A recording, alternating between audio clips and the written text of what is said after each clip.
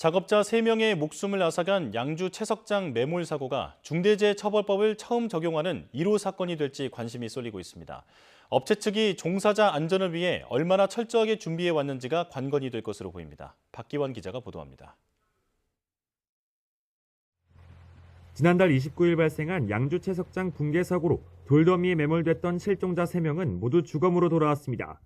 안전사고를 낸 회사의 처벌을 강화한 중대재해처벌법이 시행된 뒤 이틀 만에 발생한 만큼 관련 법을 적용한 1호 사건이 될 가능성이 큽니다.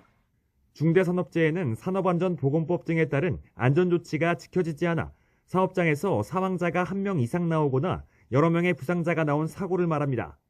이번 사고에서도 붕괴를 막기 위한 시설물이 설치되지 않았거나 안전수칙을 어겼다는 게 입증되면 중대재해처벌법이 적용될 수 있습니다.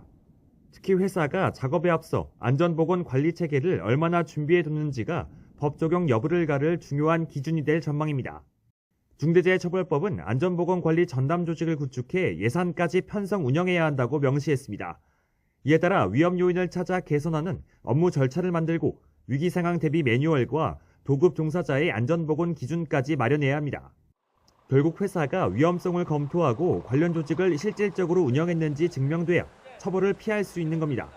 하지만 예산과 조직 규모는 물론 안전 매뉴얼에 대해서도 법적 기준이 모호해 관련 문서 등을 둘러싼 치열한 법적 공방이 이어질 것으로 보입니다. 예산 편성을 충분히 하였는가, 아니면 이제 안전 담당자의 업무를 충실하게 지원을 했는가, 이렇게 좀 주관적인 판단이 들어가는 요건들이 많다 보니까는 적정하게 그 준비하였는가에 대해서 오랫동안 법정 다툼이 이루어질 것 같다. 중대재해처벌법이 적용된다면 대표이사 등 경영 책임자가 처벌 대상이 됩니다. 특히 실질적인 안전보건 관리 권한과 책임이 있다고 판단되면 별도의 안전관리 책임자나 사주도 처벌 대상이 될 수 있습니다. 제대로 안 했다라고 하면은 대표이사가 처벌되는 게 원칙이긴 한데 경우에 따라서는 예외적으로 오너 일가가 처벌될 가능성도 사실 있긴 있어요. 회사 경영을 어느 정도 좌지우지했느냐에 따라 달라지는 거라서 특징의 문제이긴 하거든요. 다만 이번 사건에 중대재해처벌법을 적용하더라도 지난해 삼표그룹에서 발생한 산재 사망사고에 대해 책임을 추가로 묻긴 어려울 것으로 보입니다. 재해 발생 뒤 재발 방지 대책을 만들고 기관의 관련 명령을 이행하지 않으면 처벌받지만 법 시행 이전 사건이라 적용이 어렵다는 겁니다. 일단은 법이 시행되기 전이니까 시행 후를 봐야 되지 않겠습니까?